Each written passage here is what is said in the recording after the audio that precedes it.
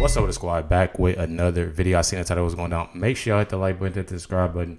Make sure y'all also go check out Doug S out in the description box down below. Had to see this video. Because I'm tired of, we had this discussion about her doing this and going to church, and you don't want to bring that in church. You don't want to bring that politics and all of that into church. And sadly, what we seeing is she's doing it again. Make sure I hit the like button, subscribe button. Know y'all new to the channel. Let's get in the video. Fani Willis is back in church and she's preaching. I know you didn't expect this. To talk about race. About race. Again, welcome to Doug in Exile. This is where the happy patriots are. We have a ton of Fani Willis news, many different sources, so stick around. Hope you'll subscribe, ring the bell, leave a comment. This isn't a one-way thing. I don't just put on a show for you and you just sit there in your easy chair doing the swipe on your... You have a job. New York Sun. Fani Willis, in pursuit of a Trump conviction, may get gagged for defying judge. Quote, talking about race. This is her in church. This is, first of all, the New York Sun. Therefore, it is almost automatically false because nothing's going to happen to Fani Willis. She's not going to get judged for talking in a church. She's not going to get gagged. That's what they do to Trump. They're pretending like there's still justice. Oh, New York Times. You poor, naive, little elite, snobby New Yorkers still believing in justice, you silly dog, you. Here's Fani Willis in church. And it's hard out here always having to prove yourself 2 and 3 times. Recently, they tell me they don't like me to talk about race. Well, I'm going to talk about it anyway. No, you're wrong, Fani. I like when people talk about race. Talk about it all day. See, I like free speech, unlike your side. It's your judges that stop Trump and put a gag order on him to keep him from talking. But I feel like that's a big problem that we have in the United States today is that, that whole thing, that whole word, and I don't even say it, I don't even like even mention it, as a word at all. I don't even like when, I don't even say it in this household, in our household, because that's not something that I want, our little girls, no matter what color they are, them being biracial, I don't care, it doesn't matter. I don't want them knowing, oh yeah, this is right. Like it's, I feel like it's more than that, it's more than that. And it's also, what obviously your parents teach you is what you're taught. And I feel like that's a big thing that we have, especially here in the United States today, is that whole thing, with the R word, it's that whole thing. And it's sad, it's sad. It's disgusting, that people are like that, and it shouldn't be like that, regardless. And that's just how I feel about it. I like hearing you yammer on all day about all your problems being because of your skin color. And all of my benefits and amazing free money people keep giving me and power and health is because I'm white. I like hearing you talk about that all day. I will protect your free speech. We should be willing to protect free speech with our lives. Because political... I'm going to pause the video, yo.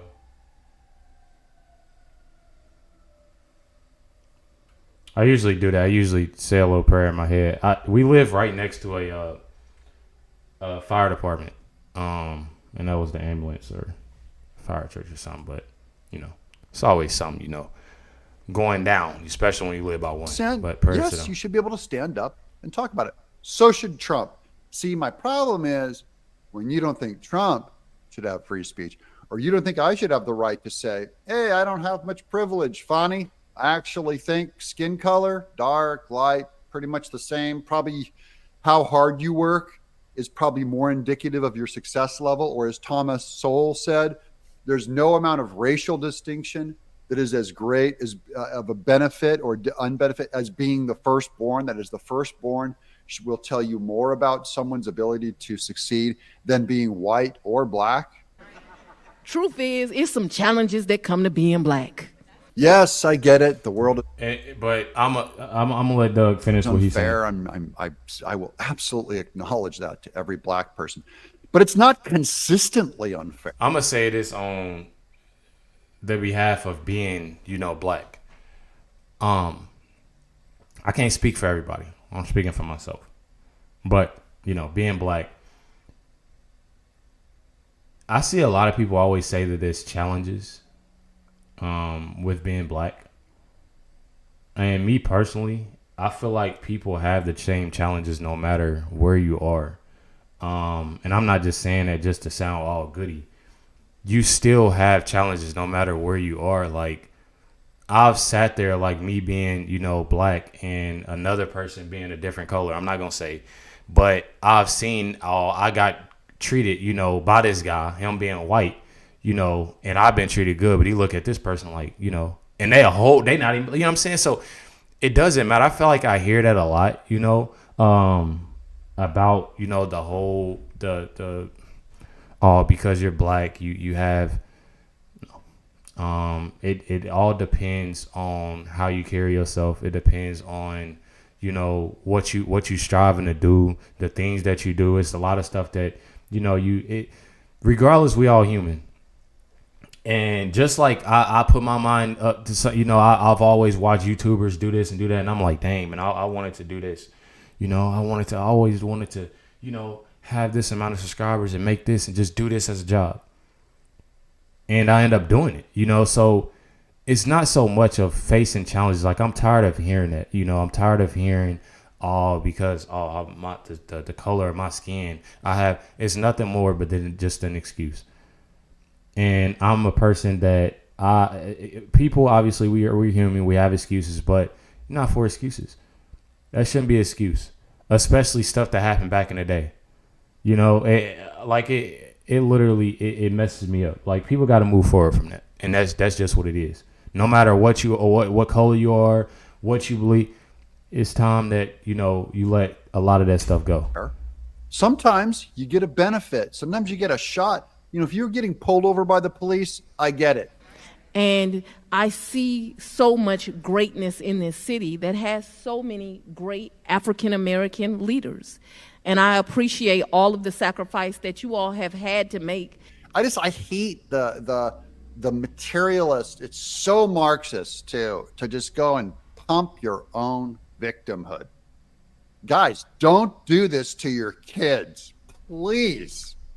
Don't tell them they're a victim.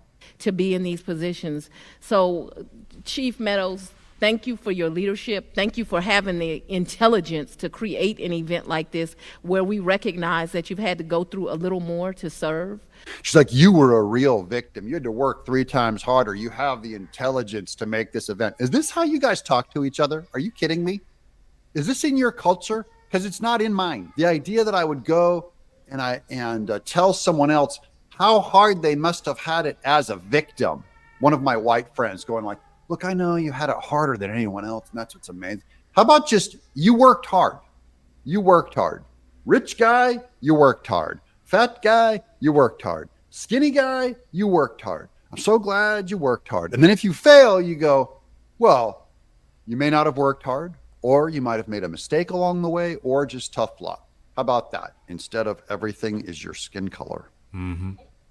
Here's after judges scolding for playing the race card. Fani Willis says she'll talk about it anyway. Remember what I said about free speech? I defend Fani Willis in general to talk about nearly anything she wants. She's making my point, but she's also impugning the character of anyone who's ever tried to gag Trump. I think Trump should be able to say anything he wants, and Fani Willis should be able to say anything. In fact, she ought to be able to get on a soapbox and shout it, even from a church. Here's Bill O'Reilly. So why are the feds involved in looking at Fani at this point? To look into what really happened on January 6th, how was there a security failure, but also the select committee on January 6th. So what led us into Fani Willis was during our investigation, we uncovered information that the select committee on January 6th was actively working with Fani Willis, sharing information during the course of their investigation. Wait a minute, Bill, the feds. But they were working with her during the investigation, sharing information. What's concerning to a lot of people is we have uncovered irrefutable evidence that this committee, the select committee, was suppressing any evidence that didn't line up with their preconceived narrative about Donald Trump organizing and executing the riots on January 6th. This is a state beef in Georgia.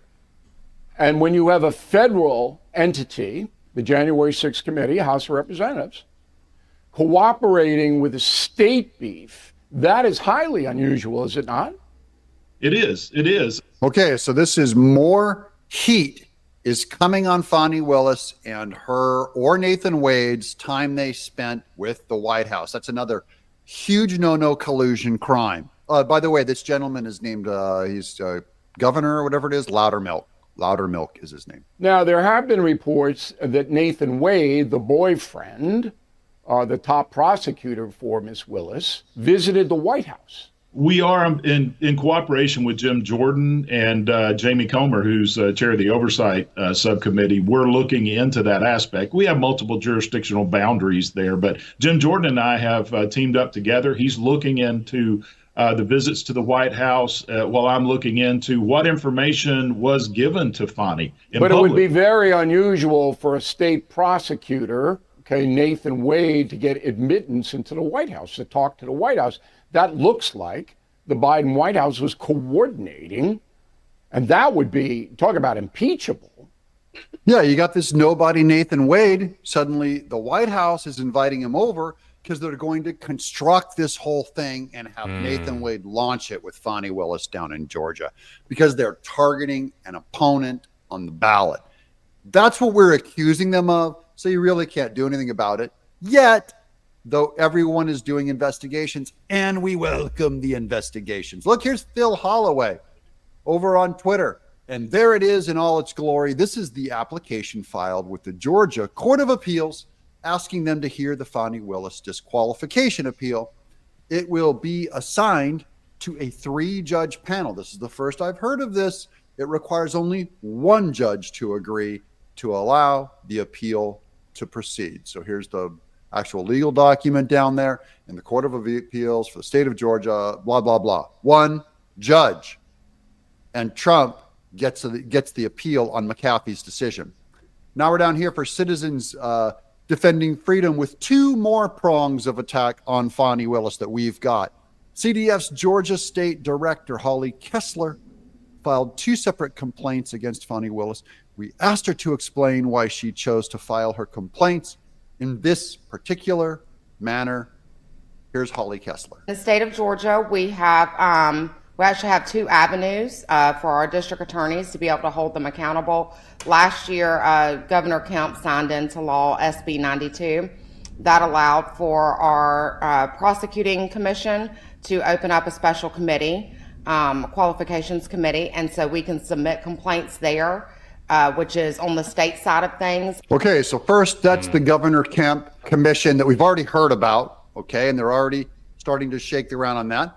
And then here's the second one that Holly Kessler talks about here. As well as the Fulton County Board of Ethics.